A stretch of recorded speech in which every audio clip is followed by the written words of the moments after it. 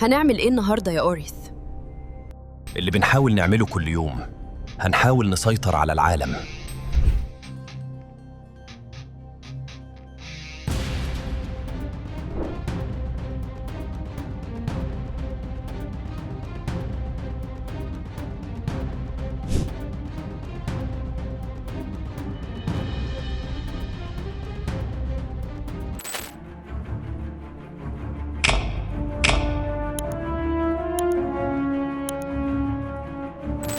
مش كل الحروب في العالم ده دايرة بالسلاح والخراب. أوقات بتكون الحرب شغالة وفي ذروتها وانت مش واخد بالك أصلا. وخليني أقولك إن المحتوى ده محتوى توعوي فقط ومش بيشجع على أي فعل ضار. الحلقة دي يا باشا هعرض عليك إيه هي قواعد التحكم، التلاعب والسيطرة على عقول الجماهير. ولو حسيت إن الكلام اللي أنا بقوله ده يحصل معاك ما تستغربش، لأني في الحلقة دي هعرفك إزاي بيتم التحكم فيك من غير أي علم منك. وبدون ما أطول عليك هبدأ بعرض قوانين احتلال العالم ليك علشان تفهم إزاي بيتم استخدامها عليك وإزاي تحافظ على نفسك منها. ولو أنت عاوز تستخدمها لأغراضك الشريرة فالأمر راجع لضميرك المخفي. القانون الأول، قانون تشويه اللاوعي.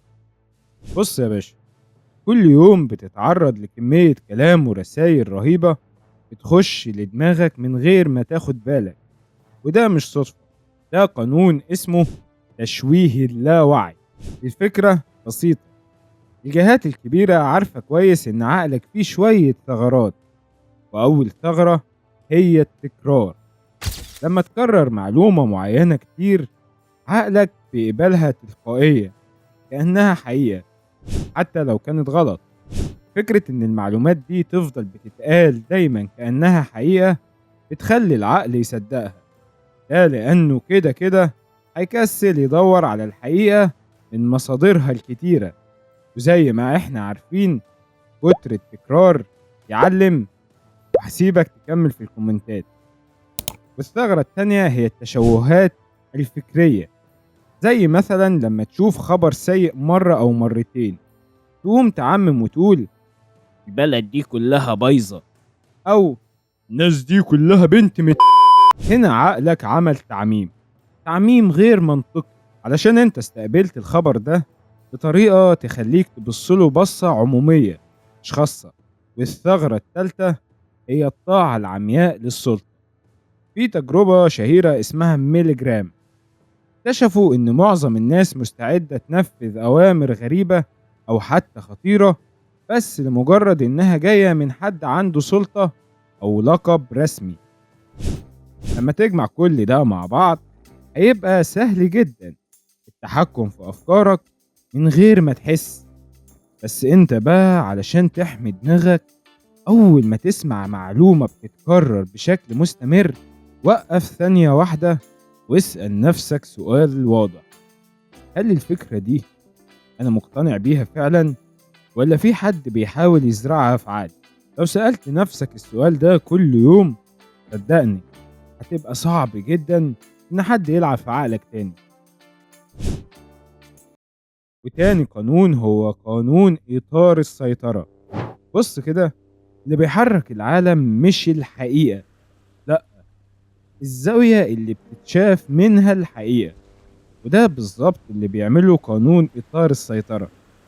الفكرة هنا إنهم مش لازم يكذبوا، يكفي بس يختاروا إزاي يعرضوا المعلومة ليك وإنت تلقائيا هتفهمها بالطريقة اللي هم عايزينك تفهمها بيها. مثلا لما يقولك الأزمة الاقتصادية هتحس بخوف شديد، بس لو نفس الوضع اتقال عليه فرصة لإعادة البناء عقلك هيتعامل معاه بهدوء أكتر. قارن بين طريقة السرد في الاتنين. الأولى قالك الأزمة الاقتصادية، في أزمة، في حاجة كارثية بتحصل، فبالتالي لازم هتحس بخوف ورهبة. بينما لما يقولك نفس المضمون بس بطريقة تانية زي فرصة لإعادة البناء هتحس إن الأمر كله تحت السيطرة. عقلك زي ما قلت هيتعامل معاه بهدوء أكتر، وده بالظبط اسمه فريمينج. لكن في حاجة كمان أذكى، اسأل نفسك ليه في مواضيع معينة كل الناس بتتكلم عنها وغيرها مواضيع بتبقى مهمة جدا تختفي تماما زي اللي احنا عارفينها كويس. ده اسمه تحديد جدول الأعمال. يعني مش بس بيقولولك ازاي تشوف الحدث، ده كمان بيحددولك ايه اللي تشوفه أصلا. والكلام ده ما بيوقفش عند الكلمات، بيستخدموا صور أو موسيقى أو حتى رموز ومشاهد سينمائية، كل ده علشان يخلقوا رد فعل عاطفي مباشر جواك من غير ما تاخد بالك. وهو ده جوهر الدعاية. انت بتتفرج بس هما اللي بيكتبوا المشهد. وعلشان تحمي نفسك قبل ما تبلع أي معلومة، اسأل نفسك سؤال بسيط: ليه المعلومة دي ظهرت لي دلوقتي؟ وليه بالطريقة دي؟ لو سألت نفسك ده كل مرة هتبدأ تلاحظ الإطار وتشوف اللي وراه. عقلك وعينك مش هيقفوا بس عند البرواز الجميل اللي هم بيعرضوهولك، إنما هتعرف تشوف الصورة الحقيقية متاخدة إزاي. تالت قانون هو قانون الفقاعة الرقمية. ركز معايا شوية. انت متخيل انك بتشوف العالم، الحقيقة انك بتشوف نسخة متفلترة منه معمولة لك مخصوص. وده بالظبط قانون الفقاعة الرقمية. السوشيال ميديا مش بتوريك كل حاجة، لا، بتوريك اللي شبهك، اللي يعجبك، اللي توافق عليه. يعني خوارزميات التطبيقات بتراقبك، بتشوف تفضيلاتك، انت بتتفاعل مع ايه، عشان تعرف تحدد مشاعرك وتبدأ تحصرك باللي هي عارفاه. النتيجة انك بتعيش في فقاعة. تدخل فيسبوك او اكس او حتى انستجرام، بتلاقي كل الناس بتقول نفس الكلام اللي انت مقتنع بيه الاغلب، يعني هتفتكر ان رأيك هو الرأي العام، بس هو في الحقيقة رأي محاط بفلتر، والفلتر ده اسمه فلتر بابل. وفي كمان خدعة تانية اسمها النشر الذكي أو السمارت موبس.